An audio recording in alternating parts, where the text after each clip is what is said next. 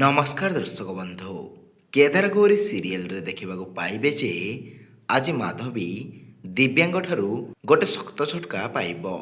ହଁ ଦର୍ଶକ ବନ୍ଧୁ, ଯେତେବେଳେ ମାଧବୀ ସ୍ୱପ୍ନା ଆଉ ବୀଣାଙ୍କ ଆଖିରୁ କାଜଲ ଆଣି ତାଙ୍କ ଛୁଆମାନଙ୍କ ମଥାରେ ଲଗେଇଦେବ ଆଉ ଗୌରୀଙ୍କ ଝିଅ ମଥାରେ ଲଗେଇବନି, ତାପରେ କେଦାର କହିବେ, ସାନ ମା ଆପଣ ଏଇଟା ଗୋଟେ ପ୍ରଥା ଭାବି ଦିବ୍ୟାଙ୍କ ପାଇଁ କରିଦିଅନ୍ତୁ।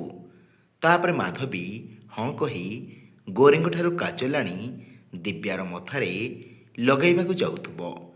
ଆଉ ମାଧବୀ ଠିକ୍ କାଜଲ ଲଗାଇଥିବ, ତାକୁ ଗୋଟେ କରେଣ୍ଟ ଭଳି ଝଟକା ମାରିବ। ଆଉ ସେ ତଳେ ପଡ଼ିଯିବ। ଆଉ ଜୋର ପାଟି କରିବ। ଆଉ ମାଧବୀକୁ ଦେଖି ସମସ୍ତେ ପୁରା ଆଶ୍ଚର୍ଯ୍ୟ ହୋଇଯିବେ।